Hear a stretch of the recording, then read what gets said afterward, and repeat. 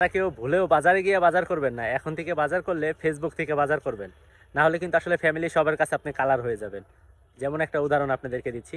গত 2 দিন আগে আমার ওয়াইফ বলতেছে যে মানে ইলিশ মাছ কিনে নিয়ে আসার জন্য, আর হচ্ছে পেঁয়াজ কিনে নিয়ে আসার জন্য। পরে আমি বললাম যে ইলিশ মাছের তো অনেক দাম। বলে যে না, ইলিশ মাছের দাম কমছে, এখন ইন্ডিয়াতে ইলিশ মাছ সাপ্লাই দিতেছে না, তো বাংলাদেশে এখন ইলিশ মাছের দাম অনেক কম, 600 টাকা কেজি। 1 কেজি ওয়েটের একটা ইলিশ মাছ 600 টাকা কেজি। আর পেঁয়াজ হচ্ছে 70 টাকা কেজি। যাই হোক, আমি তার কথা শুই না, বাজারে যাব, সে আমার 2000 টাকার মানে 1000 টাকা দুইটা নোট দিল, 2000 টাকা। বাজারে গিয়ে দেখি ভাই 1 কেজি ওয়েটের একটা ইলিশ মাছের দাম হচ্ছে 1200 থেকে 1300 টাকা। ওইসে নিকাম সারা। এই জায়গায় আপনার মনে করেন যে 700 টাকা 800 টাকা নাই। সে বলে দিছে, হিসাব করে দিছে 600 টাকা, দেখে ফেসবুকে দেখে দিছে 600 টাকা। বাজারে গেছি, বাজারে হচ্ছে 1200 থেকে 1300 টাকা। তাহলে হিসাব করেন এবার কয় টাকা এখানে আপনার গচ্চা দিতে হবে। যাই হোক, গেল ইলিশ মাছের। পেঁয়াজের কেজি দেখছে সে 70 টাকা ফেসবুকে, অথচ বাজারে গিয়ে দেখি পেঁয়াজের কেজি হচ্ছে 140 টাকা। গুদমারা সারা না? যাই হোক, ওটাও গেল।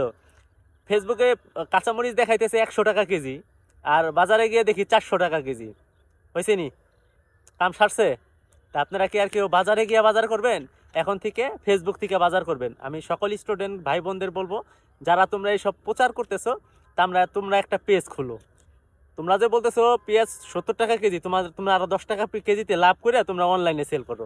তোমরা বলতেছো 1 কেজি ওইটার একটা ইলিশ মাছের দাম 600 টাকা, তোমরা 700 টাকা রাখো ভাই। 700 টাকা রেখে প্রাইস দিয়ে সেল করো ফেসবুকে, দেখবা তোমাদের ভালো সেল হবে, তোমাদের প্রচুর পরিমাণ সেল হবে। তোমরা সব কিছুতেই ফেসবুকে দেখাইতেছো যে কম দাম, অথচ বাজারে গেলে দাম বেশি। এইভাবে যদি চিন্তা করেন, একটা বেকার ছেলে যদি তার বাপ মা বা ফ্যামিলির কেউ যদি বাজারে টাকা দিয়ে পাঠায়, সে যদি বাজার থেকে আইসে যদি বলে যে এরকম দাম সব কিছু বেশি, এটা কি কেউ বিশ্বাস করবে? কোনো ফ্যামিলি বিশ্বাস করবে? অত ইচ্ছা মতো ধুলাই দিবে, কবে বেটা তুই নেশা করছস, তুই বিড়ি কিনছস, নয় সিগারেট কিনছস, নাহলে পাতা কিনছস, নাহলে গুটি কিনছস। তখন ওই ছেলেটা উত্তরটা দিবে কি? আর যদি কাজের বুয়ারে পাঠায়, ওই বেটির চাকরিই নাই। কাজের বুয়ারে যদি টাকা দেয় কেউ বাজারে পাঠায়, ওই বেটির চাকরিই নাই হয়ে যাবো। কবে তুই টাকা মারছস, 100% তুই টাকা মারছস। এইটার জন্য আসলে দায়ভার কে নিবে? এটার দায়ভারটা আসলে কে নিবে?